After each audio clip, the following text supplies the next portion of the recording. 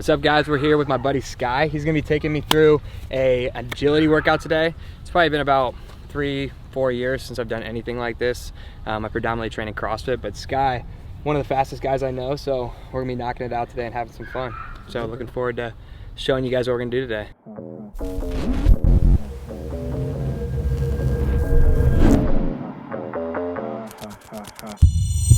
What it do, what it does, where you been, where you was, but it ain't what it is. Facing the said I can't pick it up, but I did. Y'all know Goon put too much bass in the sub. Cup full of blood and I gave it a chug. Wait till your neighbors get all snug, then play this real loud where you live. This that I feel like a doctor on late shift. I done ran out of my patience. I done no trip out of Vegas. I say I don't have to page. Don't try to say we related. I come to the ring and you looking like Jason. It's that black entertainment. I should have been on the page. Get out here and work like they kidnapped your family. Who that trying to say that they put in more work than me? All right, so we just got done with the workout. We're gonna take some time. We're gonna sit down with Sky. Sky just put me through a sweet agility workout. Like I said, I haven't done any of this since I played college soccer a few years back, but it's cool to see the dynamic between, you know, CrossFit style movements and then also seeing the speed and agility side of things. And Sky was somebody that was gonna be trying to play in the NFL. Super fast. He's been an inspiration to me and just been an encouragement to me. So it's cool to be able to sit down and just go out there and kind of grind it out a little bit with a different training methodology. So we actually came out with this collection. Our intent was actually before everything started going down this past couple of weeks. And we were really going to use it as a way that we could give back, you know, to local businesses and really focus on paying it forward. Because right now this time has been so challenging with the coronavirus. You know, local businesses have been shut down for such a long time, and we thought it would be a really cool opportunity for us to all stand strong together and really stand united, come together and just really push forward into this next season of life, because all the challenges that we faced, you know, if we're standing through it together, that's going to be so much more than if we're doing it alone. So just to give you a little bit of background about the collection, we'll talk about that a little bit, get a little bit of your background, because man, dude, you got a cool story to share. So you want to share a little bit about that? I know you did a little bit earlier, but share with me a little bit about that. Well, I went to Syracuse University on a track and field scholarship. My heart was definitely in football. One of the main things I wanted to do was just test my ability, test my faith, test my training, and see how far I can go with that. You know, when you play football for 1 year, everyone writes you off. You know, but being a believer, I had to figure out if this was my goal or was it God's goal. But it's funny how I just said that, because in between that, I began to see that this journey brought me so much closer to God.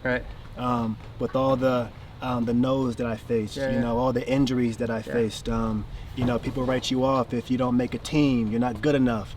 You know, and you begin to slip into a little bit of depression and anxiety. And before you know it, you know, God have a weird way of making you come to your knees and lowering your head and putting your hands together. And before you know it, you're praying.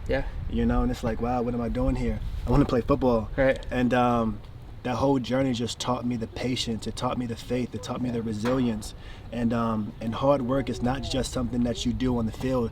It's literally what you do off the field. So I always tell these athletes, what I learned is don't just become a pro in what you're trying to do. Learn to become a pro in life. How can I handle my situations? How can I handle adversity? When my back is against the wall, do I turn to my ways or God's ways? So in regards to that, this whole journey, trying to play football, I ended up going to the CFL for 2 years. And that was my, I guess my highest of highs. So I consider myself, you know, a pro athlete in regards to that. Awesome, man. What's the last couple of weeks look like for you, you know, with the coronavirus and everything else that's going on right now? You know, the coronavirus was, believe it or not, it was a good thing and a bad thing. And I say that because, in disregard to everyone that's really facing it in the tough times, but for me, I was able to reset. You know, there's no work. For sure. You know, everything's closed. So for me, it gave me a greater opportunity to just reset, take some time off, and get my mind right. You know, when you're just going through day to day, on and on, you know, you look at your life and you say, man, am I being productive or am I just working? Absolutely. So this gave me a time to just reset, and then obviously recently with the whole I don't even know what you want to call this that's going on now, the discrimination, the racism, the difference between color and race. that's really drawn a lot of weight on my shoulders. Yeah, man.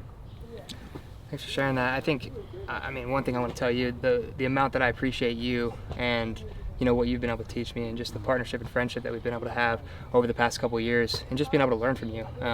You know, whether it be in mindset, whether it be in, you know, out here doing things like this, you know, having conversations about our faith, or just even having conversations about things that we've been held back by in so many ways in our life. Right. You know what I mean? Right. And just things that we had to push through and overcome and keep moving forward. I think life is just going to be, you know, this constant push through, knock down that wall, you know, back up again, push through it, back up again.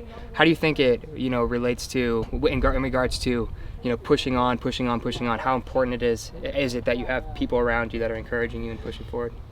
It's beautiful, because not every day you're going to have that, right? Yeah. And let's be honest, every day you wake up, you're not even going to have that motivation. Right. You know, it's true. And I learned that just from being an athlete. You know, when you wake up in the morning, sometimes you want to hit the snooze button, sometimes you don't want to tie your shoes, but that desire is what keeps you going. So the desire to have someone else next to you and pushing you and making sure that whatever you're doing isn't pernicious, I think it's very brilliant. Yeah.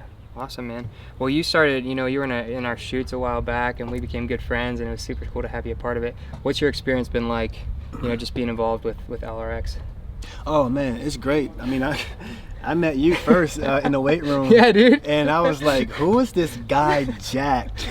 And you come over and we just started connecting. But more than anything, I think it was like a brotherly love off the gate. You know what I mean? It was something that I was just very happy to have, because you know, just coming here to Ohio, I didn't really have that much, you know, other than Cassandra. So it was really good, bro. Man. And then I learned about your brand. I learned what you stood for.